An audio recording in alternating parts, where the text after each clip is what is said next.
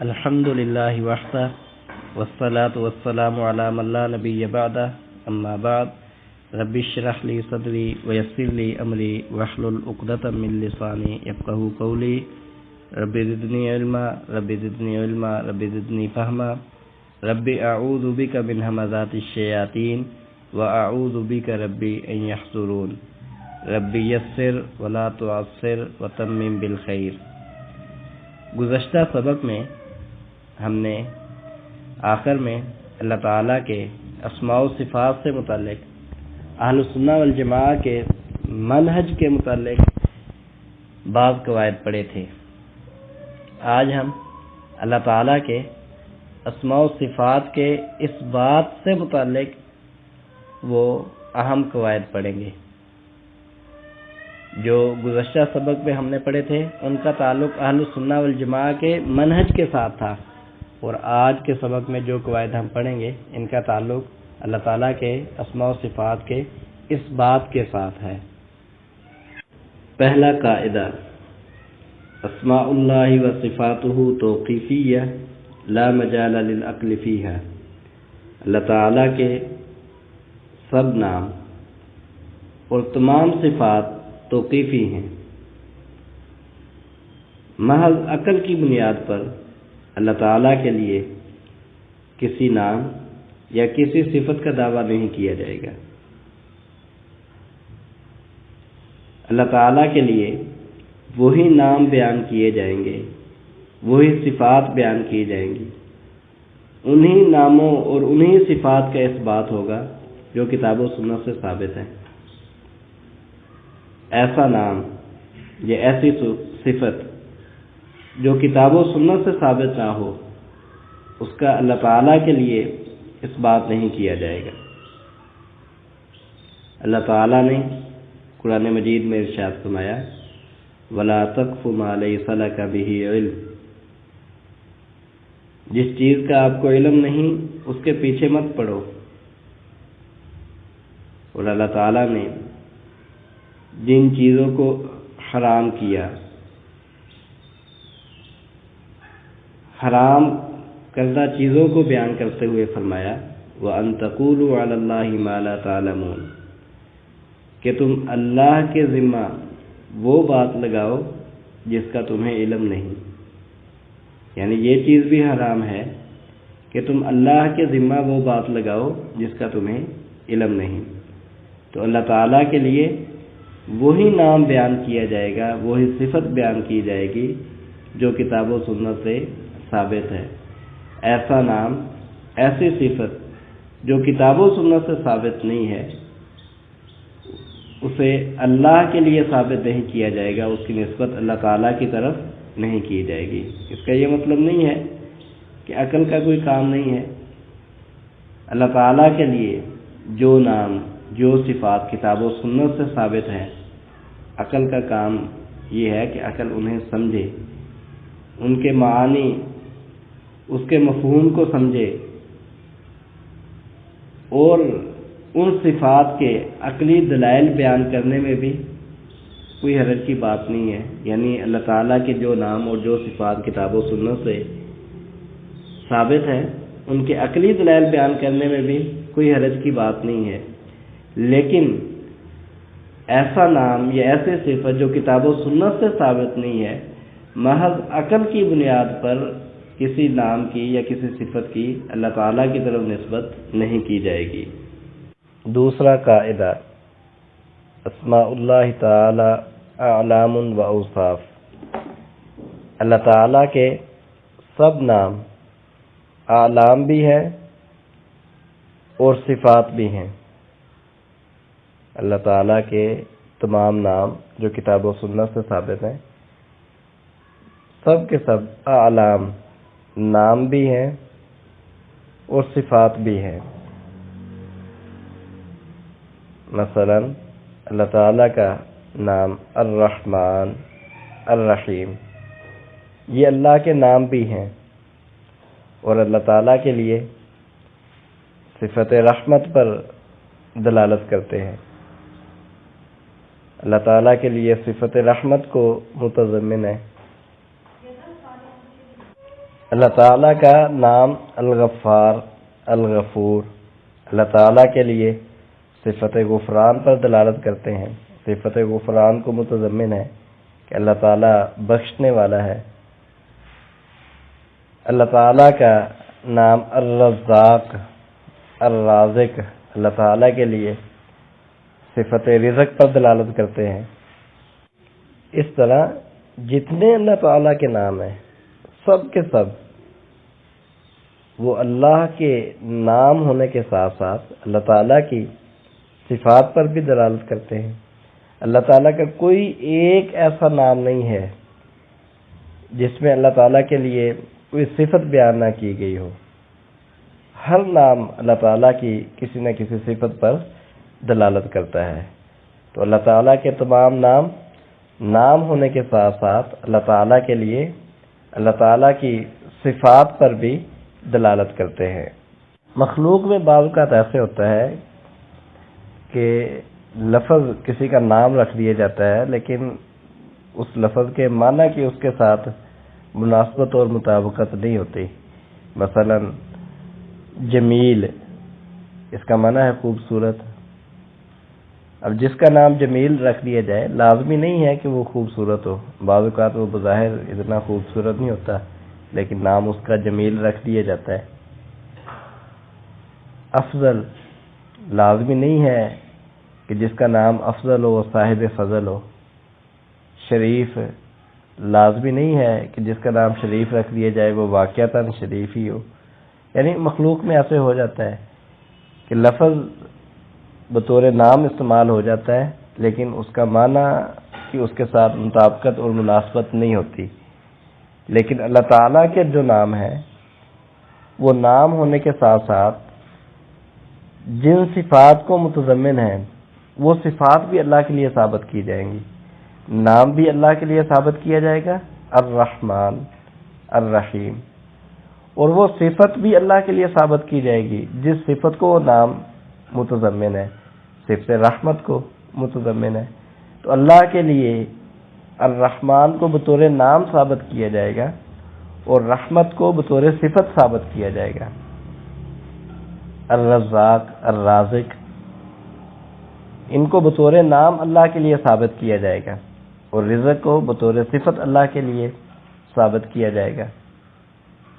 الغفار، الغفور، یہ لفظ بطور نام اللہ کے لیے ثابت کیے جائیں گے اور غفران بطور صفت اللہ کے لیے، بخشنا، اسے بطور صفت اللہ کے لیے ثابت کیا جائے گا۔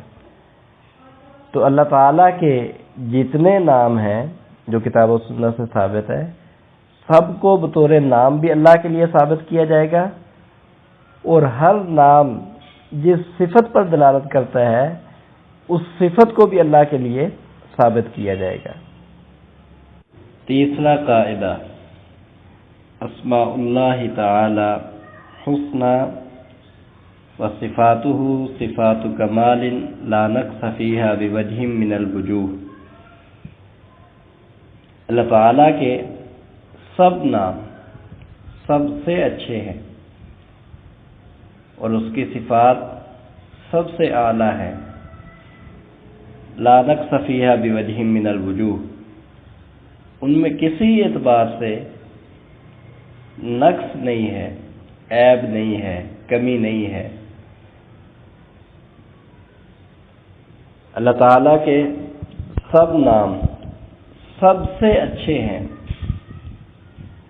اللہ تعالیٰ نے قرآن مجید میں ارشاد فرمایا وَلِلَّهِ الْأَسْمَاءُ الْحُسْنَى، اللہ ہی کے سب سے اچھے نام ہیں۔ حسنى اسم تفضیل ہے، سب سے اچھے نام اللہ کے نام ہیں۔ اور اللہ تعالیٰ نے ارشاد فرمایا وَلِلَّهِ الْمَثَلُ الْأَعْلَى، اللہ ہی کی سب سے اعلیٰ صفات ہیں۔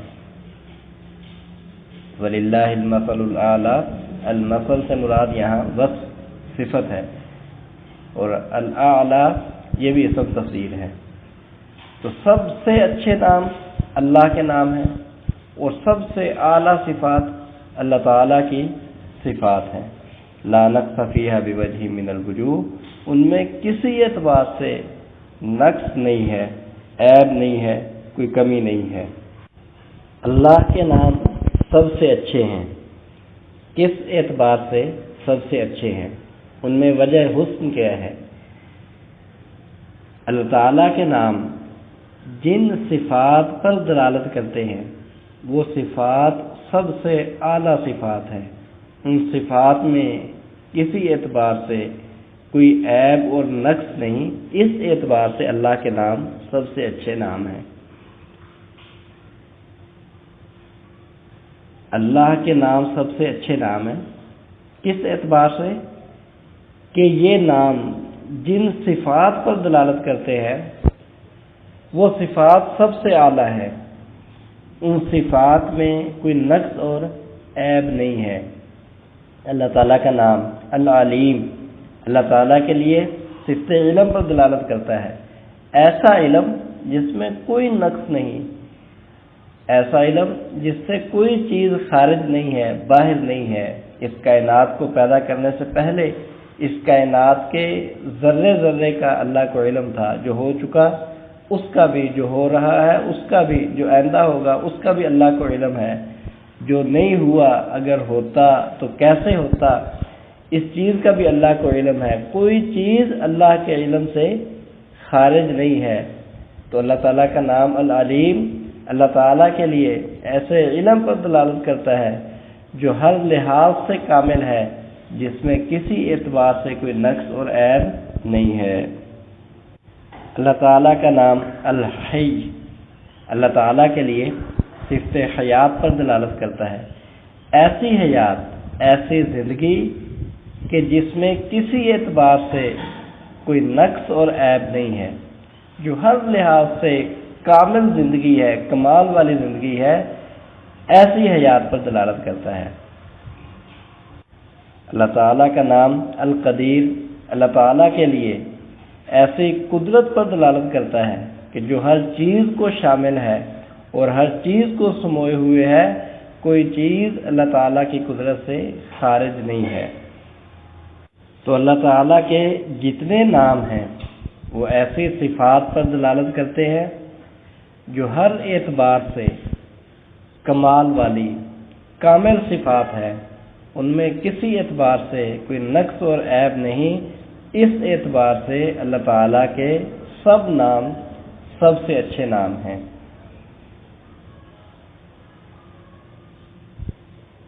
اللہ تعالیٰ کا کوئی نام ایسا نہیں ہے جو اللہ تعالیٰ کے لیے صفت کمال کو متضمن نہ ہو، جس میں اللہ تعالیٰ کی کوئی صفت کمال نہ ہو۔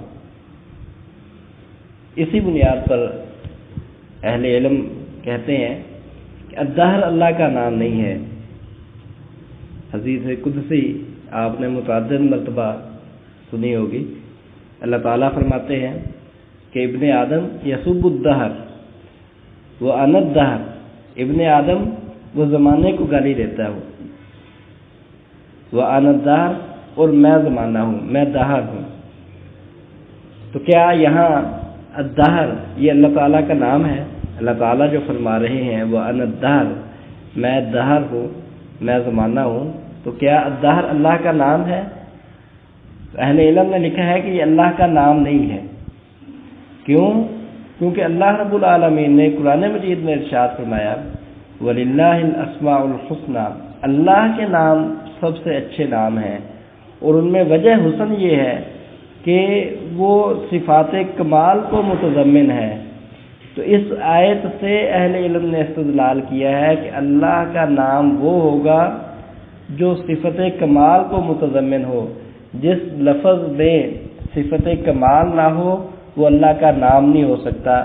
الدہر چونکہ کسی ایسی صفت کو شامل نہیں ہے، کسی ایسی صفت پر دلالت نہیں کرتا، اس لیے الدہر اللہ کا نام نہیں ہے۔ تو پھر حدیث کے اس جملے کا کیا مطلب ہے؟ وَأَنَا الدَّهْرُ، میں زمانہ ہوں، میں دہر ہوں، اس کا مطلب اسی حدیث میں آگے بیان کیا گیا ہے اُقَلِّبُ اللَّيْلَ وَالنَّهَارَ، کہ دن رات میں بدلتا ہوں، زمانہ میں بدلتا ہوں، حالات میں بدلتا ہوں، یہ میرے اختیار میں ہے۔ تو اس بات کو اچھی طرح سمجھ لیں کہ اللہ تعالیٰ کے سب نام سب سے اچھے نام ہیں، اور یہ قرآن مجید میں متعدد مرتبہ اللہ تعالیٰ نے ذکر کیا، وَلِلَّهِ الْأَسْمَاءُ الْحُسْنَى، اللہ ہی کے سب سے اچھے نام ہیں۔ سب سے اچھے کس اعتبار سے؟ کہ وہ سب سے اعلیٰ صفات پر دلالت کرتے ہیں، اس اعتبار سے وہ نام سب سے اچھے ہیں۔ ہر وہ لفظ جو اللہ تعالیٰ کے لیے صفت کمال پر دلالت نہ کرے، جس میں کامل صفت نہ ہو، وہ کسی صفت پر ہی دلالت نہ کرے یا ناقص صفت پر دلالت کرے، وہ لفظ کبھی بھی اللہ کا نام نہیں ہو سکتا۔ چوتھا قاعدہ، اسماء اللہ تعالی غیر محصورۃ بعدد معین، اللہ تعالیٰ کے نام ان کی فکس تعداد معلوم نہیں ہے۔ مشہور حدیث آپ نے کئی مرتبہ سنی ہوگی، نبی کریم صلی اللہ علیہ وسلم نے ارشاد فرمایا،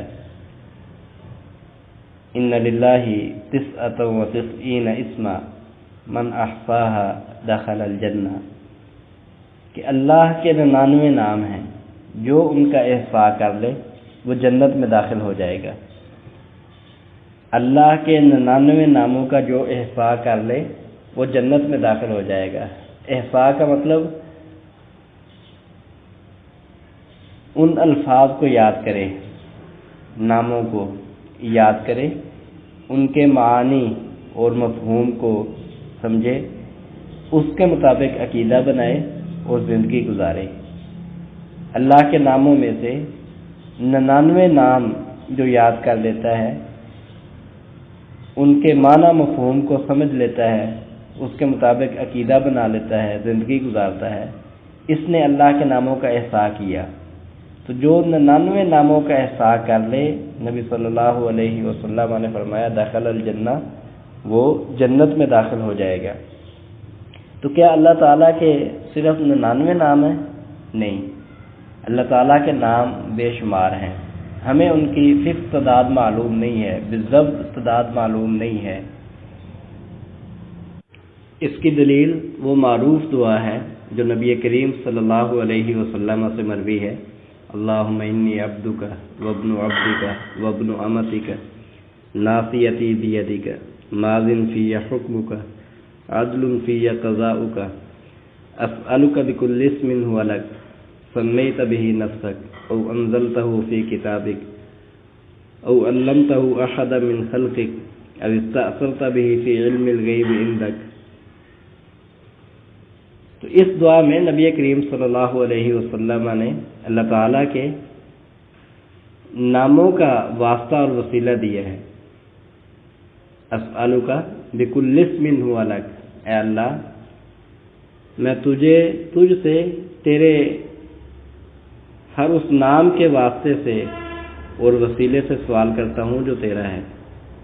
او انزلتہ فی کتابک، تجھ سے تیرے ہر اس نام کے واسطے سے سوال کرتا ہوں جو تو نے اپنی کتاب میں اتارا۔ او علمتہ احدا من خلقک، تجھ سے تیرے ہر اس نام کے واسطے اور وسیلے سے سوال کرتا ہوں جو تو نے اپنی مخلوق میں سے کسی کو سکھایا۔ اب استأثرت به فی علم الغیب عندک، اور تجھ سے تیرے ہر اس نام کے واسطے اور وسیلے سے سوال کرتا ہوں جو تو نے اپنے علم غیب میں رکھا، کسی کو سکھایا نہیں، کسی کتاب میں اتارا نہیں۔ ان تجعل القرآن ربیع قلبی وجلاء حزنی وذہاب ہمی۔ تو نبی کریم صلی اللہ علیہ وسلم نے اس دعا میں اللہ تعالیٰ کے ناموں کا واسطہ اور وسیلہ دیا، اور اسی دوران فرمایا کہ تیرے ہر اس نام کے واسطے اور وسیلے سے سوال کرتا ہوں جو تو نے اپنے علم غیب میں رکھا، کسی کو بتایا نہیں، کسی کو سکھایا نہیں، کسی کتاب میں اتارا نہیں۔ تو اس سے معلوم ہوتا ہے کہ اللہ تعالیٰ کے بعض نام وہ بھی ہیں جو اللہ نے اپنے علم غیب میں رکھے ہیں، کسی کو بتائے ہی نہیں، کسی کو سکھائے نہیں، کسی کتاب میں اتارے نہیں، اور ان کی تعداد ہمیں معلوم نہیں ہے۔ تو اس سے یہ بات سمجھ آتی ہے کہ اللہ تعالیٰ کے ناموں کی بالضبط تعداد ہمیں معلوم نہیں ہے۔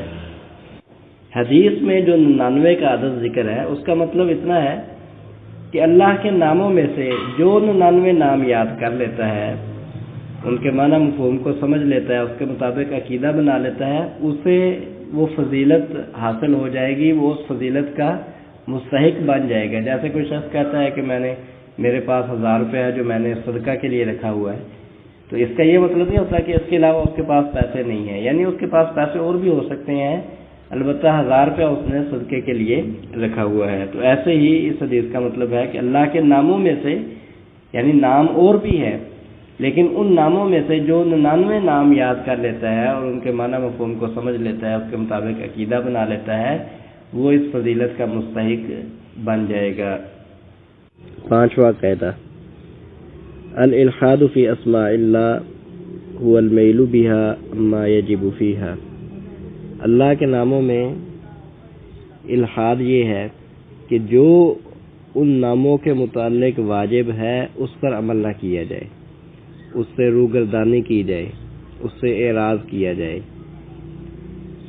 اللہ تعالیٰ نے قرآن مجید میں ارشاد فرمایا،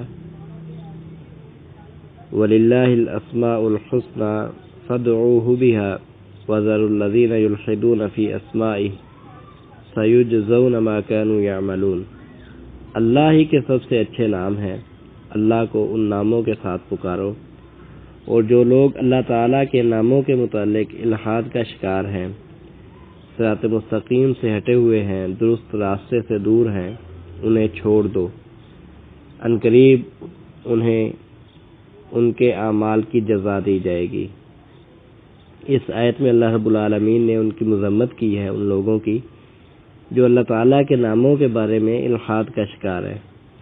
الحاد لحد سے ہے، آپ نے سنا ہوگا، قبر ایک لحد والی قبر ہوتی ہے، شک والی قبر ہوتی ہے، جس قبر میں قبر کے درمیان میت رکھنے کے لیے جگہ بنائی جائے اسے شک والی قبر کہتے ہیں، اور جس قبر میں ایک سائیڈ پر کھدائی کر کے میت کے لیے جگہ بنائی جائے اسے لحد والی قبر کہتے ہیں۔ تو الحاد لحد سے ہے، یعنی صراط مستقیم سے، سیدھے راستے سے ہٹ جانا۔ اللہ کے ناموں میں الحاد یعنی اللہ کے ناموں کے متعلق جو ہم پر شرعاً واجب ہے اسے ترک کر دینا، اس سے روگردانی کرنا۔ اللہ کے ناموں کے متعلق شرعاً ہم پر کیا واجب ہے کہ جو نام اللہ تعالیٰ کے کتاب و سنت میں وارد ہوئے ہیں انہیں تسلیم کرنا، ان پر ایمان لانا۔ وہ جن صفات پر دلالت کرتے ہیں، اللہ تعالیٰ کا ہر نام اللہ تعالیٰ کی کسی نہ کسی صفت پر دلالت کرتا ہے، تو وہ نام جن صفات پر دلالت کرتے ہیں، جن صفات کو متضمن ہے، ان صفات کو تسلیم کرنا، ان پر ایمان لانا، اور ان صفات کے جو آثار ہیں انہیں تسلیم کرنا۔ اگر کوئی شخص اللہ تعالیٰ کے ناموں کا انکار کرتا ہے تو یہ اللہ تعالیٰ کے ناموں میں الحاد ہے۔ وہ نام جن صفات پر دلالت کرتے ہیں، اگر کوئی ان صفات کا انکار کرتا ہے یہ بھی اللہ تعالیٰ کے ناموں میں الحاد ہے۔ جن صفات پر دلالت کرتے ہیں ان صفات میں اگر کوئی تعویل کرتا ہے، اپنی طرف سے ان کے معنی گھڑتا ہے، تو یہ بھی ان میں الحاد کی ایک صورت ہے۔ اگر کوئی تفویض کرتا ہے، یعنی ان کے جو معنی ہے اس کا انکار کر دیتا ہے، تو یہ بھی اللہ تعالیٰ کے ناموں میں الحاد کی ایک صورت ہے۔ اپنی طرف سے اللہ تعالیٰ کے کوئی نام بنا کر بیان کرتا ہے، یہ بھی اللہ تعالیٰ کے ناموں میں الحاد کی ایک صورت ہے۔ ہمارے ہاں یزدان کا لفظ یزدان کی طرف نسبت کر کے استعمال کرتے ہیں، تو یزدان کو بطور نام اللہ کے لیے ثابت کرنا یہ درست نہیں ہے، یہ اللہ کا نام نہیں ہے۔ لفظ خدا یہ بھی اللہ کا نام نہیں ہے، بطور نام اسے استعمال کرنا درست نہیں ہے۔ البتہ مالک وغیرہ کے معنی کے طور پر استعمال کر لیا جائے تو کوئی حرج نہیں ہے، لیکن لفظ خدا کو بطور نام استعمال کرنا درست نہیں ہے۔ تو اپنی طرف سے کوئی اللہ تعالیٰ کا ایسا نام رکھ دیا جائے جو کتاب و سنت سے ثابت نہ ہو، یہ بھی اللہ تعالیٰ کے ناموں میں الحاد کی صورت ہے۔ اللہ کے ناموں کو بگاڑ کر مخلوق کے نام رکھ دیے جائے، جیسے اللہ سے مشرکین مکہ نے لات نام رکھا ہوا تھا اپنے بت کا، اور اللہ تعالیٰ کے نام العزیز سے عزا نام انہوں نے رکھا ہوا تھا، یہ بھی الہاد کی صورت ہے۔ اللہ تعالیٰ کے جو نام ہیں جس معنی اور مفہوم میں وہ اللہ کے لیے ثابت ہے، اسی معنی اور مفہوم میں اگر وہ مخلوق کے لیے ثابت کیے جائے تو یہ بھی الہاد کی ہی ایک صورت ہے۔ یعنی اللہ تعالیٰ کے ناموں میں جتنی الہاد کی صورتیں ہیں سب کی اللہ تعالیٰ نے مذمت کی ہے اور فرمایا وَذَرُوا الَّذِينَ يُلْحِدُونَ فِي أَسْمَائِهِ، اللہ تعالیٰ کے ناموں میں جو لوگ الہاد کا شکار ہیں انہیں چھوڑ دو۔ چھٹا قاعدہ، اسماء اللہ ان دلت علی وصف متعد تضمنت ثلاثة امور وان دلت علی وصف غیر متعد تضمنت امرین۔ اللہ تعالیٰ کے نام اگر متعدی صفت پر دلالت کرے، یعنی اللہ تعالیٰ کا جو نام کسی متعدی صفت پر دلالت کرے تو اس میں تین چیزوں کو تسلیم کرنا ضروری ہوگا، اور اگر وہ کسی لازم وصف پر دلالت کرے تو اس میں دو چیزوں کو تسلیم کرنا ضروری ہوگا۔ اللہ تعالیٰ کے بعض نام وہ ایسے صفات پر دلالت کرتے ہیں جو متعدی ہیں، اور بعض نام ایسے صفات پر دلالت کرتے ہیں جو صفات لازم ہیں۔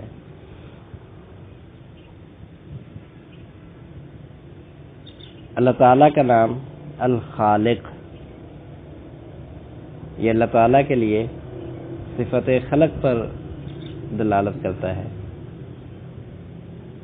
اور اس کا تعلق مخلوق کے ساتھ بھی ہے۔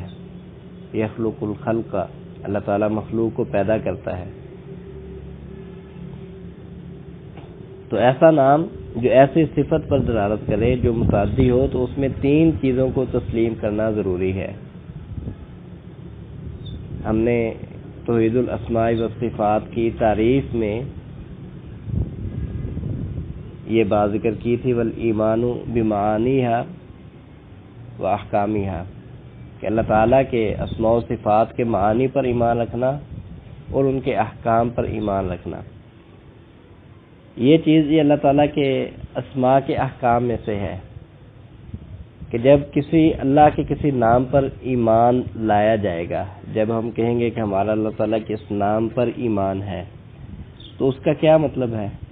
اگر وہ متعدی وصف پر دلالت کرتا ہے تو اس کا مطلب ہے ہم اس میں تین چیزیں مانتے ہیں، اس نام کو بطور نام اللہ کے لیے ثابت کرتے ہیں، الخالق اس لفظ کو بطور نام اللہ کے لیے ثابت کرتے ہیں۔ یہ لفظ صفت خلق پر دلالت کرتا ہے تو خلق کو بطور صفت اللہ کے لیے ثابت کرتے ہیں۔ یہ دو چیزیں ہو گئیں، اور اللہ تعالیٰ جب چاہتا ہے، جسے چاہتا ہے، جیسے چاہتا ہے پیدا کرتا ہے، یہ اس کا اثر ہے، یہ اس کا حکم ہے، اس پر بھی ہمارا ایمان ہے۔ تو تین چیزیں ہم مانتے ہیں، اللہ تعالیٰ کے لیے لفظ خالق کو بطور نام مانتے ہیں، خلق کو بطور صفت مانتے ہیں، اور اس کے اثر اور حکم کو مانتے ہیں کہ اللہ تعالیٰ جب چاہتا ہے، جسے چاہتا ہے، جیسے چاہتا ہے پیدا کرتا ہے۔ اسی طرح اللہ تعالیٰ کا نام الرزاق، الرازق، یہ اللہ تعالیٰ کے لیے صفت رزق پر دلالت کرتے ہیں۔ لفظ الرزاق کو اور لفظ الرازق کو اللہ تعالیٰ کے لیے بطور نام مانتے ہیں، اور رزق کو اللہ تعالیٰ کے لیے بطور صفت مانتے ہیں، اور ان کے اثر اور حکم کو مانتے ہیں کہ اللہ تعالیٰ جسے چاہتا ہے، جتنا چاہتا ہے، جب چاہتا ہے رزق عطا کرتا ہے۔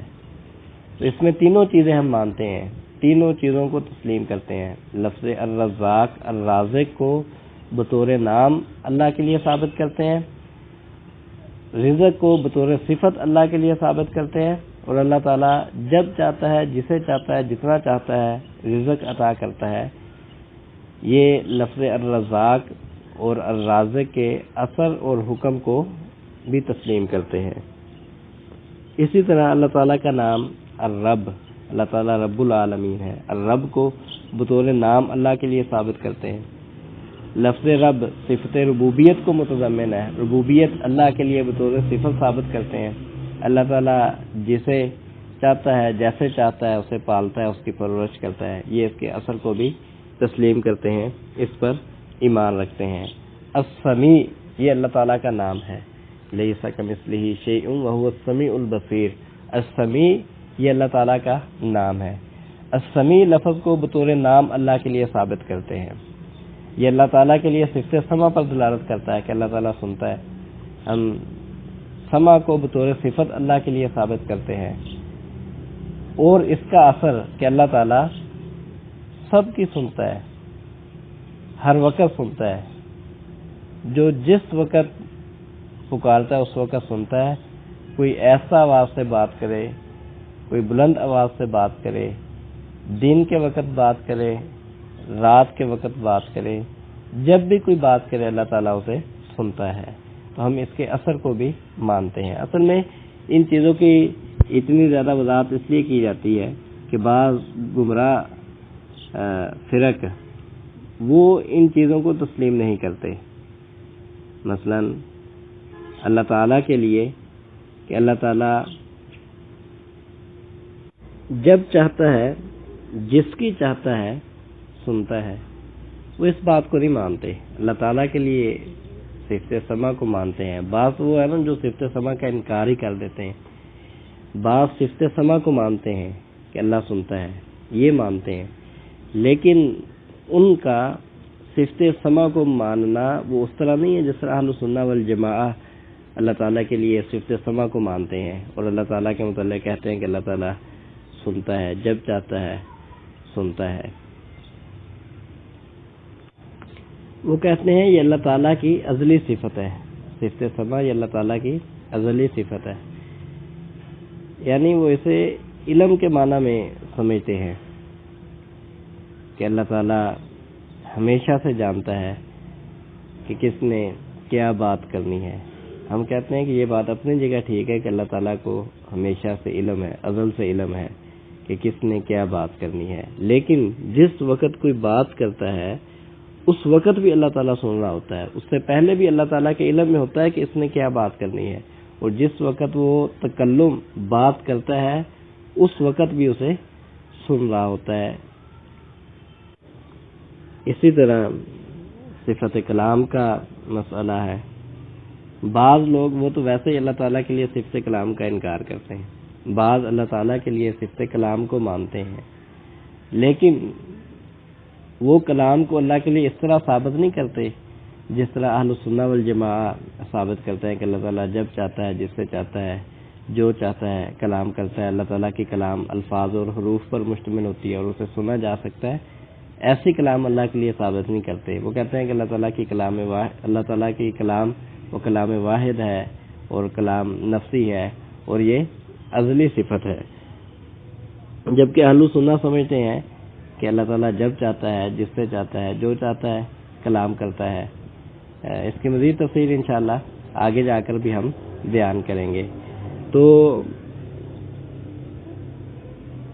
اللہ تعالیٰ کے جو نام ایسی صفات پر دلالت کرتے ہیں جو متعدی ہیں تو وہاں تین چیزوں کو تسلیم کرنا ضروری ہے. اس لفظ کو بطور نام اللہ کے لیے ثابت کرنا، وہ نام جن صفات پر دلالت کرتے ہیں ان صفات کو بطور صفت اللہ کے لیے ثابت کرنا، اور ان کے جو آثار ہیں اور مخلوق کے ساتھ ان کا جو تعلق ہے اسے ثابت کرنا.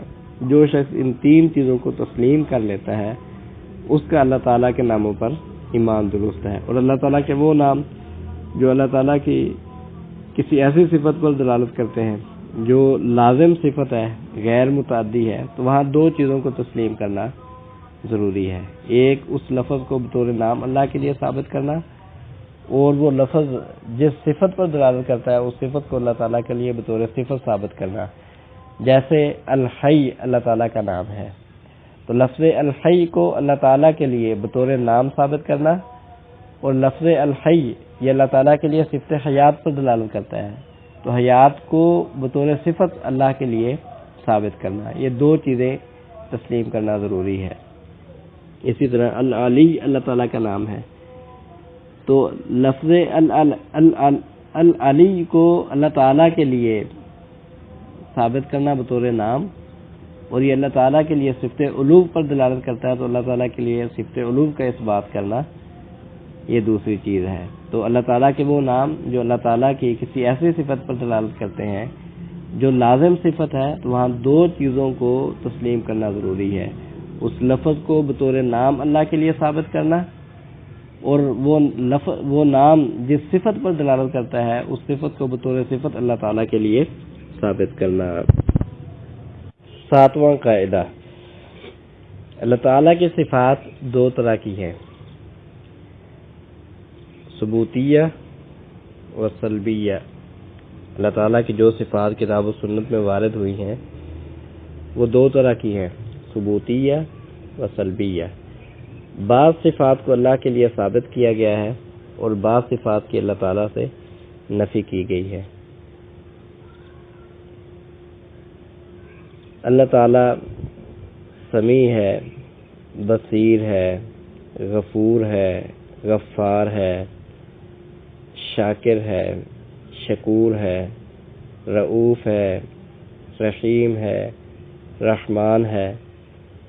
یہ اس بات ہے، ان کو اللہ کے لیے ثابت کیا گیا ہے. اور بعض چیزوں کی اللہ تعالیٰ سے نفی کی گئی ہے، لم یلد ولم یولد. اللہ تعالیٰ نے کسی کو جنا نہیں، نہ اسے جنا کیا ہے. ولم یکن لہ کفوا احد، کوئی اس کی برابری کرنے والا اور ہمسر نہیں. لیس کمثلہ شیء، اس کی مثل کوئی چیز نہیں. تو بعض صفات کا اللہ تعالیٰ کے لیے اس بات کیا گیا ہے کتاب و سنت میں، اور بعض صفات کی نفی کی گئی ہے. کتاب و سنت میں اللہ تعالیٰ کی جو صفات بیان کی گئی ہیں وہ دو طرح کی ہیں، بعض ثبوتی ہیں یعنی جن کو اللہ کے لیے ثابت کیا گیا ہے، اور بعض سلبی ہیں یعنی جن کی اللہ تعالیٰ سے نفی کی گئی ہے. زیادہ اس بات ہے کیونکہ کمال ثابت ہوتا ہے، ثابت کیا جاتا ہے. جو صفت موجود ہو اسے کمال سمجھا جاتا ہے. اس لیے اللہ تعالیٰ کے لیے کتاب و سنت میں زیادہ صفات کو ثابت کیا گیا ہے. اور اہل سنہ والجماعہ کا منہج بھی یہ ہے کہ اللہ تعالیٰ کا جب تعارف بیان کرتے ہیں تو اس بات مسلسل ہوتا ہے تفصیل کے ساتھ کہ اللہ تعالیٰ الرحمن ہے، الرحیم ہے، الغفار ہے، الغفور ہے، الشاکر ہے، الشکور ہے، القہار ہے، الجبار ہے، یعنی تفصیل کے ساتھ اس بات کرتے ہیں. اور نفی عموماً مجمل ہوتی ہے اجمالی طور پر، لیس کمثلہ شیء، اللہ کی مثل کوئی چیز نہیں. لم یکن لہ کفوا احد، کوئی اس کا برابری کرنے والا نہیں، ہمسر نہیں. هل تعلم له سمیہ، کیا تو اس کا ہم نام کوئی جانتا ہے اس جیسا. تو نفی عموماً مجمل ہوتی ہے اور اس بات تفصیلی ہوتا ہے، تفصیل کے ساتھ کیا جاتا ہے. لیکن بعض اوقات ضرورت کے مطابق نفی بھی تفصیل کے ساتھ ہوتی ہے. ضرورت یعنی اللہ تعالیٰ کی طرف اگر کسی غلط چیز کی نسبت کر دی جائے، جیسے مشرکین مکہ نے فرشتوں کو اللہ کی بیٹیاں قرار دیا، یہودیوں نے عزیر علیہ السلام کو اللہ کا بیٹا قرار دیا، عیسائیوں نے عیسیٰ علیہ السلام کو اللہ کا بیٹا قرار دیا. تو یہاں پھر جب غلط چیز کی اللہ کی طرف نسبت کی گئی تو وہاں تفصیل کے ساتھ نفی کر دی، لم یلد ولم یولد، کہ اللہ تعالیٰ نے نہ کسی کو جنا ہے نہ اللہ تعالیٰ کو جنا گیا ہے. اسی طرح یعنی کسی کے ذہن میں آ سکتا ہے کہ اللہ تعالیٰ کو نیند آ سکتی ہے، اونگ آ سکتی ہے، یا اللہ تعالیٰ نے زمین و آسمان کو جو پیدا کیا ہے اور اللہ تعالیٰ اس کی نگرانی کر رہا ہے تو اللہ تعالیٰ اس میں تھکاوٹ محسوس کر سکتا ہے. تو جہاں اس طرح کی باطل سوچ ذہن میں آ سکتی ہے وہاں بھی تفصیل کے ساتھ نفی کی، لا تأخذہ سنۃ ولا نوم، کہ اللہ تعالیٰ کو نہ نیند آتی ہے نہ اونگ آتی ہے. اور فرمایا ولا یعودہ حفظہما وہو العلی العظیم، اللہ تعالیٰ کو زمین و آسمان کی حفاظت یہ تھکاوٹ میں مبتلا نہیں کرتی، تھکاتی نہیں ہے۔ تو عموماً اللہ تعالیٰ سے مجمل نفی کی گئی ہے، اجمالی طور پر نفی کی گئی ہے۔ جہاں کسی غلط چیز کی اللہ کی طرف نسبت کی گئی یا کسی کے ذہن میں غلط خیال جہاں آ سکتا تھا وہاں تفصیل کے ساتھ نفی کی گئی ہے، اور یہی اہل سنہ والجماعہ کا منہج ہے اللہ تعالیٰ کا تعارف بیان کرنے میں، کہ اس بات تفصیل کے ساتھ اللہ تعالیٰ کی جتنی صفات بیان ہوئی ہیں انہیں تفصیل کے ساتھ بیان کرتے ہیں، اور عموماً نفی اجمال کے ساتھ مجمل طور پر ہوتی ہے کہ اللہ جیسا کوئی نہیں ہے، لیسا کمثلہ شیء، اس کی مثل کوئی چیز نہیں ہے، اور لم یکن لہ کفوا احد، کوئی اس کی برابری کرنے والا نہیں ہے، اس کا ہمسر نہیں ہے۔ ہاں جہاں اگر کوئی غلط چیز اللہ کی طرف نسبت کرتا ہے تو پھر اس غلط چیز کا نام لے کر اللہ سے نفی کی جاتی ہے، جیسے اللہ تعالیٰ نے فرمایا لم یلد ولم یولد، کہ نہ تو اللہ تعالیٰ نے کسی چیز کو جنا ہے نہ اللہ تعالیٰ کو جنا گیا ہے۔ تو کتاب و سنت میں اللہ تعالیٰ کی جو صفات بیان ہوئی ہیں وہ دو طرح کی ہیں، بعض ثبوتی ہیں جنہیں اللہ تعالیٰ کے لیے ثابت کیا گیا ہے، اور بعض سلبی ہیں جن کی اللہ تعالیٰ سے نفی کی گئی ہے۔ 8واں قاعدہ، اللہ تعالیٰ کی جو ثبوتی صفات ہیں یعنی جنہیں کتاب و سنت میں اللہ تعالیٰ کے لیے ثابت کیا گیا ہے وہ دو طرح کی ہیں، ذاتیہ و فعلیہ۔ یعنی جن صفات کو اللہ تعالیٰ کے لیے ثابت کیا گیا ہے ان میں بعض صفات ذاتی ہیں اور بعض صفات فعلی ہیں، اور بعض صفات ایک اعتبار سے ذاتی ہیں اور ایک اعتبار سے فعلی ہیں۔ یعنی اس طرح پھر 3 قسمیں بن جائیں گی، ذاتیہ، فعلیہ اور ذاتیہ فعلیہ، یہ 3 قسمیں بن جائیں گی۔ صفات ذاتیہ یعنی وہ صفات جن کا تعلق اللہ تعالیٰ کی مشیت اور ارادے سے نہیں ہے، یعنی وہ اللہ تعالیٰ کی مشیت اور ارادے کے تابع نہیں ہے، اور فعلیہ ان صفات کو کہا جاتا ہے جو اللہ تعالیٰ کے ارادے اور مشیت کے تابع ہیں، یعنی جب اللہ چاہتا ہے وہ کام کرتا ہے، جب چاہتا ہے نہیں کرتا۔ جیسے خلق ہے پیدا کرنا، تو اللہ تعالیٰ جب چاہتا ہے جسے چاہتا ہے پیدا کرتا ہے، اور جب چاہتا ہے نہیں پیدا کرتا۔ رزق دینا، اللہ تعالیٰ جب چاہتا ہے جسے چاہتا ہے رزق دیتا ہے، اور جب چاہتا ہے نہیں دیتا۔ تو جن صفات کا تعلق اللہ تعالیٰ کے ارادے اور مشیت کے ساتھ ہے ان کو صفت فعلی کہتے ہیں، یعنی جس صفت کے متعلق آپ یہ کہہ سکتے ہیں کہ اللہ جب چاہتا ہے یہ کرتا ہے، یہ علامت ہے کہ وہ صفت فعلی ہے، اور جس کا تعلق ارادے اور مشیت کے ساتھ نہیں ہے وہ صفت ذاتی ہے۔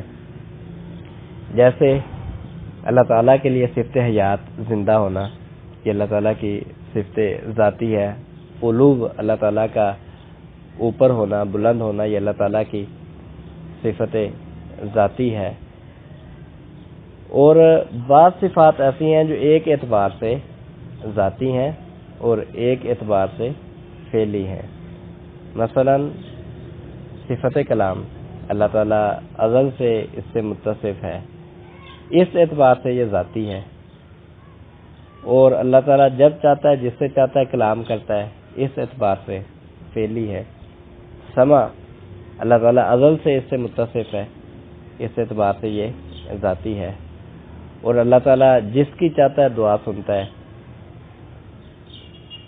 اس اعتبار سے یہ صفت فعلی ہے۔ تو بعض صفات وہ ذاتی اور فعلی ہیں، بعض صفات صرف ذاتی ہیں، بعض صفات صرف فعلی ہیں، اور بعض صفات ایک اعتبار سے ذاتی ہیں، یعنی اپنے نوع کے اعتبار سے ذاتی ہے، اور افراد کے اعتبار سے فعلی ہے کہ ان کے افراد جو ہے وہ حادث ہوتے رہتے ہیں۔ اللہ تعالیٰ کی بعض صفات وہ ان کے افراد حادث ہوتے رہتے ہیں، لیکن نوع کے اعتبار سے اللہ تعالیٰ کی سب صفات وہ ازلی ہے، ہمیشہ سے اللہ تعالیٰ ان کے ساتھ متصف ہے، جیسے صفت کلام ہے، صفت سمع ہے۔ تو اللہ تعالیٰ کی جو ثبوتی صفات ہے جنہیں اللہ تعالیٰ کے لیے ثابت کیا گیا ہے وہ صفات ان میں سے بعض ذاتی ہیں، ذاتی وہ صفات جو اللہ تعالیٰ کی مشیت اور ارادے کے تابع نہیں ہیں، اور بعض صفات فعلی ہیں جو اللہ تعالیٰ کی مشیت اور ارادے کے تابع ہیں، اور بعض صفات ایک اعتبار سے ذاتی ہیں اور ایک اعتبار سے فعلی ہیں، یعنی نوع کے اعتبار سے وہ ذاتی ہیں اور ان کے افراد حادث ہوتے رہتے ہیں، اس اعتبار سے وہ فعلی ہیں۔ نوواں قاعدہ اجتناب الالفاظ المجملہ، مجمل الفاظ اللہ تعالیٰ کے بارے میں استعمال کرنے سے اجتناب کرنا، یعنی اللہ تعالیٰ کے متعلق وہی الفاظ استعمال کرنا جو کتاب و سنت سے ثابت ہے، انہی الفاظ کو ثابت کرنا جو کتاب و سنت سے ثابت ہے، اور ان چیزوں کی اللہ تعالیٰ سے نفی کرنا جن کی نفی کتاب و سنت سے ثابت ہے، یعنی اس بات میں بھی اللہ تعالیٰ کے لیے وہ لفظ استعمال کرنا جو کتاب و سنت سے ثابت ہے، اور نفی میں بھی اللہ تعالیٰ سے ایسی اشیاء کی نفی کرنا جن کی نفی کتاب و سنت سے ثابت ہے، اور جن الفاظ کا کتاب و سنت سے نہ اس بات ہے نہ نفی ہے، ایسے الفاظ اللہ تعالیٰ کے متعلق استعمال کرنے سے اجتناب کرنا۔ اہل سنہ والجماعہ کا یہی منہج ہے کہ اللہ تعالیٰ کے لیے وہی لفظ استعمال کرتے ہیں اس بات میں بھی نفی میں بھی جن کا اس بات اور جن کی نفی کتاب و سنت سے ثابت ہے، یعنی وہ چیزیں ثابت کرتے ہیں، وہ الفاظ اس بات میں استعمال کرتے ہیں جن کا اس بات کتاب و سنت سے ثابت ہے، اور ان چیزوں کی اللہ تعالیٰ سے نفی کرتے ہیں جن کی نفی اللہ تعالیٰ کے متعلق کتاب و سنت سے ثابت ہے، اور جو الفاظ مجمل ہیں جن کا اس بات یا نفی کتاب و سنت سے ثابت نہیں ہے، ایسے الفاظ اللہ تعالیٰ کے متعلق استعمال کرنے سے اجتناب کرتے ہیں، اس بات میں بھی نفی میں بھی۔ متکلمین وہ اللہ تعالیٰ کے متعلق بہت سے ایسے الفاظ استعمال کرتے ہیں جن کا اس بات یا جن کی نفی کتاب و سنت سے ثابت نہیں ہے، مثلا کہتے ہیں اللہ تعالیٰ جوہر نہیں ہے، اللہ تعالیٰ جسم نہیں ہے، اللہ تعالیٰ گوشت نہیں ہے، اللہ تعالیٰ خون نہیں ہے، اللہ تعالیٰ مرکب نہیں ہے، اللہ تعالیٰ کی کوئی حد نہیں ہے، اس طرح کے بہت سے لفظ استعمال کرتے ہیں۔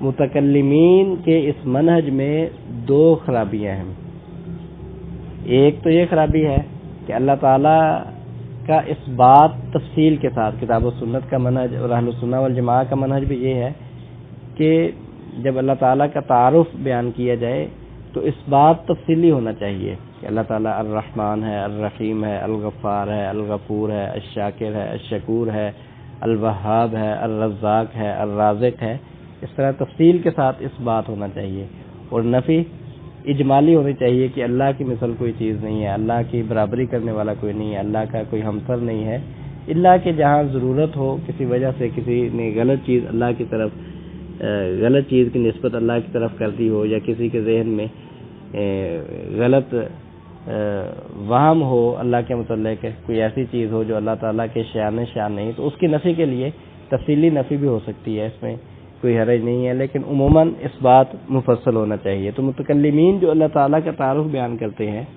اس میں پہلی خرابی تو یہ ہے کہ وہ نفی تفصیل کے ساتھ کرتے ہیں کہ اللہ تعالیٰ جوہر نہیں ہے، اللہ تعالیٰ عرض نہیں ہے، اللہ تعالیٰ جسم نہیں ہے، اللہ تعالیٰ گوشت نہیں ہے، اللہ تعالیٰ خون نہیں ہے، یعنی اس طرح وہ نفی کرتے چلے جاتے ہیں، جو چیز کائنات کی ان کے ذہن میں آتی ہے سب کی وہ نفی کرتے چلے جاتے ہیں کہ اللہ تعالیٰ یہ نہیں ہے، اللہ تعالیٰ یہ نہیں ہے، اللہ تعالیٰ یہ نہیں ہے، اللہ تعالیٰ یہ نہیں ہے، یہ اللہ تعالیٰ کا وہ تعارف بیان کرتے ہیں اس انداز سے۔ اور دوسری خرابی اس میں یہ ہے کہ وہ نفی میں وہ لفظ استعمال کرتے ہیں جن کا اس بات یا نفی کتاب و سنت سے ثابت نہیں ہے، مثلا اللہ تعالیٰ جوہر نہیں ہے، اب جوہر لفظ کا نہ اس بات ہے کتاب و سنت میں نہ نفی ہے، اللہ تعالیٰ جسم نہیں ہے، نہ اس کا اس بات ہے نہ نفی ہے، اللہ تعالیٰ مرکب نہیں ہے، نہ اس کا اس بات ہے نہ نفی ہے۔ تو جو لفظ عموماً جن چیزوں کی وہ اللہ تعالیٰ سے نفی کرتے ہیں ان چیزوں کی نہ تو کتاب و سنت میں ان کا عموماً اس بات ہوتا ہے نہ نفی ہوتی ہے۔ ہم کہتے ہیں کہ ایسے الفاظ اللہ تعالیٰ کے لیے استعمال کرنے ہی نہیں چاہیے، اگر آپ اللہ کے لیے کوئی چیز ثابت کرنا چاہتے ہیں تو وہ چیزیں بیان کریں جن کو کتاب و سنت میں اللہ کے لیے ثابت کیا گیا ہے کہ اللہ تعالیٰ الرحمن ہے، الرحیم ہے، الغفور ہے، الغفار ہے، اور اگر آپ نفی کرنا چاہتے ہیں تو ان چیزوں کی نفی کریں جن کی کتاب و سنت میں اللہ تعالیٰ سے نفی کی گئی ہے، کہ اللہ تعالیٰ کی اولاد نہیں ہے، اللہ تعالیٰ کی بیوی نہیں ہے، اللہ تعالیٰ کو نیند نہیں آتی، اللہ تعالیٰ کو اونگ نہیں آتی، اللہ کی مثل کوئی چیز نہیں ہے، اللہ کی برابری کرنے والا کوئی نہیں ہے، اللہ کا ہمسر کوئی نہیں ہے۔ تو جن چیزوں کی اللہ تعالیٰ سے نفی کی گئی ہے کتاب و سنت میں، ان چیزوں کی نفی کی جائے۔ ایسے الفاظ اللہ تعالیٰ کے متعلق استعمال نہ کیے جائیں جن کا اثبات یا نفی کتاب و سنت سے ثابت نہیں ہے۔ اور اگر کوئی دوسرا شخص ایسے الفاظ اللہ تعالیٰ کے متعلق استعمال کرتا ہے جن کا اثبات یا نفی کتاب و سنت سے ثابت نہیں ہے، تو پھر پہلی بات تو یہ ہے کہ وہ لفظ استعمال نہیں کرنا چاہیے۔ دوسری بات یہ ہے کہ اس سے پوچھا جائے گا کہ اس کی مراد کیا ہے۔ مثلا اگر کوئی شخص کہتا ہے کہ اللہ تعالیٰ جسم نہیں ہے، تو اس سے پہلے تو اسے منع کیا جائے گا کہ یہ لفظ استعمال نہ کرو، کیونکہ یہ لفظ اس کا اثبات یا نفی کتاب و سنت سے نہیں ہے۔ دوسری بات اس سے پوچھی جائے گی کہ بھی آپ کا مطلب کیا ہے، اس کی تفصیل اس سے پوچھی جائے گی۔ جب وہ اس کی وضاحت کرے گا، اگر وہ وضاحت اور جو اس کی وہ تفصیل بیان کرتا ہے وہ تفصیل کتاب و سنت کے موافق ہو تو تفصیل کو قبول کر لیا جائے گا، اور اگر وہ تفصیل کتاب و سنت کے منافی ہو تو اسے رد کر دیا جائے گا۔ مثلا جو کہتا ہے اللہ تعالیٰ جسم نہیں ہے، جب اسے اس کی وضاحت پوچھی جائے تو وہ اس کا مطلب یہ بیان کرے کہ اللہ تعالیٰ کا ہاتھ نہیں ہے، اللہ تعالیٰ کا چہرہ نہیں ہے، اللہ تعالیٰ کی آنکھیں نہیں ہے۔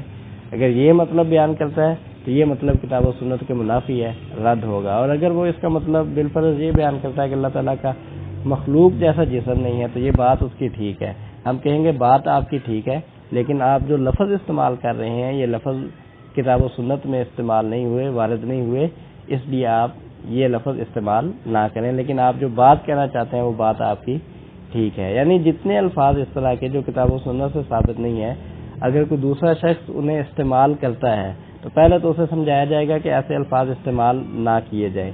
دوسری بات اس سے پوچھا جائے گا کہ اس کی مراد کیا ہے۔ جب وہ اس کی تفصیل بیان کرے گا، مطلب بیان کرے گا، تو پھر اس مطلب اور تفصیل کو دیکھا جائے گا کہ کیا وہ کتاب و سنت کے مطابق ہے یا نہیں۔ اگر وہ کتاب و سنت کے مطابق ہے تو اس تفصیل کو قبول کر لیا جائے گا، اور اگر وہ کتاب و سنت کے خلاف ہے تو اس تفصیل کو رد کر دیا جائے گا کہ وہ کتاب و سنت کے منافی ہے۔ 10واں قاعدہ، اسماء اللہ و صفاتہ مختصۃ بہ لائقۃ بجلالہ۔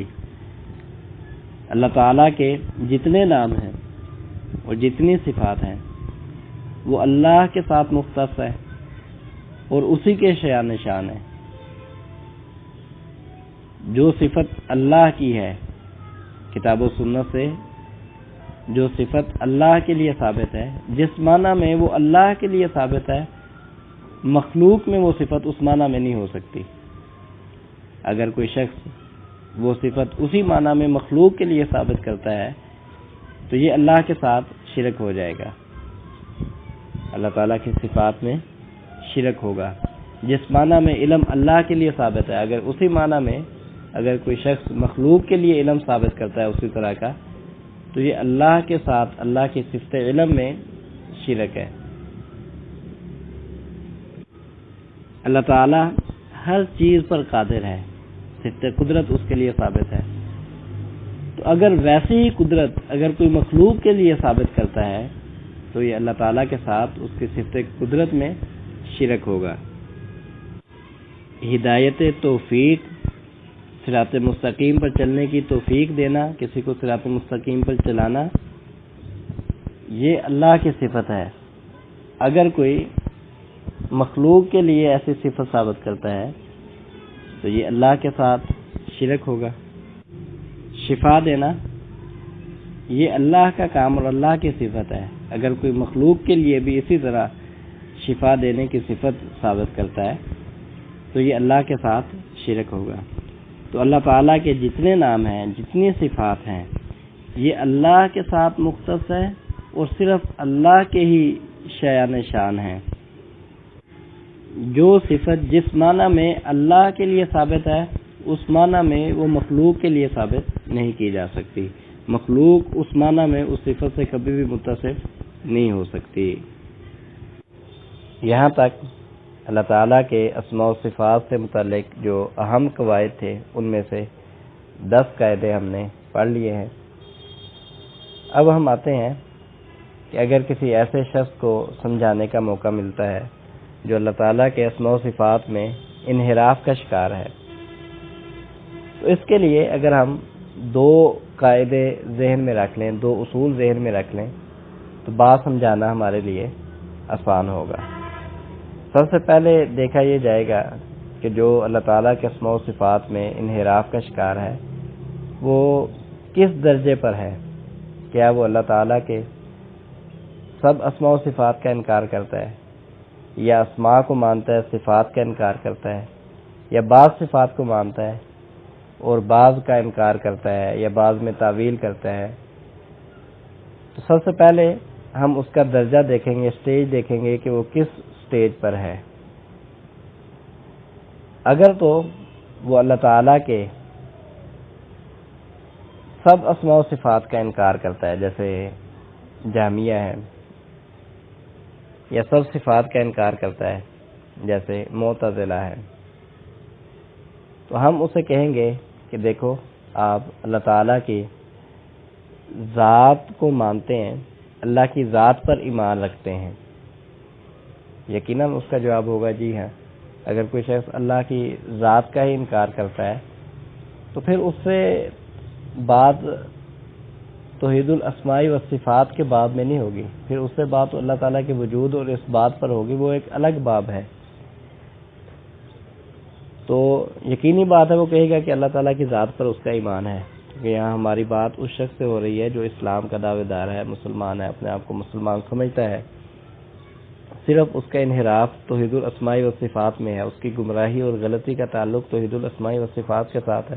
تو ایسا شخص یقینی بات ہے وہ کہے گا کہ اللہ تعالیٰ کی ذات کو وہ مانتا ہے۔ تو ہم کہیں گے کہ پھر مخلوق کی بھی ذات ہے، تو اس سے تشبیہ لازم آ رہی ہے۔ آپ اللہ تعالیٰ کی ذات مان رہے ہیں جبکہ مخلوق کی بھی ذات ہوتی ہے، تو وہ اس کے جواب میں کہے گا کہ اللہ کی ذات وہ مخلوق کی ذات کی طرح نہیں ہے، بلکہ وہ اللہ کی شان شان ہے۔ تو ہم کہیں گے جیسے آپ نے اللہ کی ذات کو ثابت کیا اور پھر کہا کہ اللہ کی ذات مخلوق کی طرح نہیں ہے بلکہ اللہ کی ذات اللہ کی شان شان ہے، بعینہ ہی اسی طرح اللہ کی صفات کے متعلق کہو، اللہ کی صفات کو ثابت کرو اور کہو کہ اللہ کی صفات مخلوق کی صفات کی طرح نہیں ہے بلکہ اللہ کی شان شان ہے۔ اللہ کے لیے چہرے کا اس بات کرو کہ اللہ کا چہرہ ہے، اور ساتھ کہو کہ اللہ کا چہرہ مخلوق کی طرح نہیں ہے بلکہ ویسے ہے جیسے اللہ کی شان شان ہے۔ اللہ کے لیے ہاتھ کا اس بات کرو کہ اللہ کا ہاتھ ہے، اور پھر مخلوق سے مماثلت کی نفی کرو کہ وہ مخلوق کی طرح نہیں ہے، جیسے آپ نے کہا کہ اللہ کی ذات ہے لیکن وہ ذات مخلوق کی ذات کی طرح نہیں ہے بلکہ ویسے ہے جیسے اللہ کی شان شان ہے۔ تو بعینہ ہی اللہ تعالیٰ کی صفات کے متعلق بھی یہی منہج اختیار کرو۔ اور اگر وہ شخص اللہ تعالیٰ کی بعض صفات کو مانتا ہے اور بعض میں تعویل کا راستہ اختیار کرتا ہے، جیسے اشاعرہ اور ماتریدیہ ہیں کہ اللہ تعالیٰ کی 7 یا 8 صفات کو مانتے ہیں اور باقی صفات میں تعویل کرتے ہیں، تو ایسے افراد سے کہا جائے گا کہ جیسے آپ جن بعض صفات کو 7 یا 8 صفات کو مانتے ہیں، اللہ تعالیٰ کے لیے حیات کو مانتے ہیں، علم کو مانتے ہیں، صفت سمع کو مانتے ہیں، بصر کو مانتے ہیں، اللہ تعالیٰ کے لیے صفت ارادہ کو مانتے ہیں، تو جن صفات کو آپ مانتے ہیں یہ چیزیں تو مخلوق میں بھی ہیں، مخلوق میں بھی حیات ہے، زندہ ہوتی ہے، مخلوق سنتی ہے، مخلوق دیکھتی ہے، مخلوق کا بھی ارادہ ہوتا ہے، تو کہیں گے کہ نہیں، یہ اللہ کی وہ صفات ہے جو اللہ کی شان شان ہے، مخلوق کی طرح نہیں ہے۔ تو ہم کہیں گے کہ باقی جن صفات میں آپ تعویل کرتے ہیں وہاں آپ تعویل نہ کریں، ان صفات کو مانیں کہ اللہ تعالیٰ محبت کرتا ہے، لیکن ساتھ کہیں کہ جیسے آپ کہتے ہیں کہ اللہ کا سننا مخلوق کے سننے کی طرح نہیں ہے، ایسے آپ کہیں اللہ کی محبت مخلوق کی محبت کی طرح نہیں ہے۔ جیسے 7 یا 8 صفات کو آپ مان کر مخلوق سے مماثلت کی نفی کرتے ہیں اور کہتے ہیں کہ یہ صفات اللہ کی شان شان ہے، مخلوق کی طرح نہیں ہے، ایسے ہی جن صفات میں آپ تعویل کرتے ہیں ان صفات کو مانیں، ان میں تعویل نہ کریں، اور اس بات کرنے کے بعد آپ کہیں کہ یہ صفات اللہ کی شان شان ہے، مخلوق کی طرح نہیں ہے۔ تو جو سب کا انکار کرے، سب صفات کا انکار کرے، اسے آپ ذات کی مثال دے کر بات سمجھا سکتے ہیں کہ آپ اللہ کی ذات کو تسلیم کرتے ہیں، اللہ کی ذات مانتے ہیں اور ساتھ کہتے ہیں کہ اللہ کی ذات مخلوق کی طرح نہیں ہے۔ ایسے ہی آپ اللہ کی صفات ثابت کریں اور کہیں کہ اللہ کی صفات مخلوق کی طرح نہیں ہے، جیسے اس کی ذات مخلوق کی طرح نہیں ہے ایسے ہی اس کی صفات بھی مخلوق کی طرح نہیں ہے، اس میں تو یعنی کوئی انوکھی بات نہیں ہے، اجنبی بات نہیں ہے، مشکل بات نہیں ہے۔ اور اگر وہ بعض صفات کو مانتا ہے تو بات اور آسان ہے کہ جیسے وہ بعض صفات کو مانتا ہے، اسے کہا جائے کہ ان بعض صفات کو مان کر جیسے تو کہتا ہے کہ یہ مخلوق کی طرح نہیں ہے، ایسے ہی باقی بعض صفات جن میں تعویل کرتا ہے ان میں بھی وہی راستہ اختیار کر کے انہیں بھی ثابت کر اور تعویل کا راستہ اختیار نہ کر، اور ثابت کرنے کے بعد ان کے متعلق یہ عقیدہ رکھ کہ وہ مخلوق کی طرح نہیں ہے۔ تو ان قواعد کو آپ اس طرح بیان کر سکتے ہیں: القول فی الصفات کالقول فی الذات، کہ جیسے ذات کو ثابت کر کے نفی کی جاتی ہے کہ وہ ذات مخلوق کی طرح نہیں ہے، ایسے ہی صفات کو ثابت کر کے نفی کی جائے کہ اس کی صفات مخلوق کی صفات کی طرح نہیں ہے۔ القول فی الصفات کالقول فی الذات، اور جو بعض صفات کو مانتا ہے اور باقی صفات میں تعویل کرتا ہے جیسے اشاعرہ ماتریدیہ ہے، تو انہیں آپ اس قاعدہ کے ساتھ سمجھا سکتے ہیں: القول فی بعض الصفات کالقول فی بعض الصفات الاخرى، کہ جیسے بعض صفات میں آپ نے ان کو اللہ کے لیے ثابت کیا اور پھر مخلوق کے ساتھ مماثلت کی نفی کی، ایسے ہی باقی بعض صفات جن میں آپ نے تعویل کا راستہ اختیار کیا انہیں آپ اللہ کے لیے ثابت کریں اور تعویل کا راستہ اختیار نہ کریں بلکہ مخلوق سے مماثلت کی نفی کریں۔ اللہ تعالیٰ کی صفت رضا ہے، محبت ہے، اللہ جس سے چاہتا ہے راضی ہوتا ہے، جس سے چاہتا ہے محبت کرتا ہے۔ اللہ تعالیٰ کی صفت غضب ہے، صفت انتقام ہے۔ اللہ تعالیٰ کے لیے وجہ ثابت ہے کتاب و سنت سے، ید ثابت ہے، عین آنکھ ثابت ہے۔ اللہ تعالیٰ کے لیے استوا علی العرش، اللہ تعالیٰ کا عرش پر مستوی ہونا ثابت ہے۔ اللہ تعالیٰ کے لیے رات کے آخری حصے میں آسمان دنیا کی طرف نزول ثابت ہے۔ تو یہ سب صفات ان میں اشاعرہ ماتریدیہ وہ تعویل کا راستہ اختیار کرتے ہیں، ان صفات کو نہیں مانتے، ان میں تعویل کرتے ہیں۔ تو انہیں کہا جائے گا کہ جن بعض صفات کو آپ مانتے ہیں، جیسے ان صفات کو مان کر آپ تمثیل مماثلت کی نفی کرتے ہیں اور کہتے ہیں کہ یہ صفات مخلوق کی صفات کی طرح نہیں ہے، ایسے ہی باقی یہ جو صفات ہیں ان کو بھی اللہ کے لیے ثابت کرو، ان میں تعویل کا راستہ اختیار نہ کرو، اور ثابت کرنے کے بعد کہو کہ یہ صفات مخلوق کی صفات کی طرح نہیں ہے۔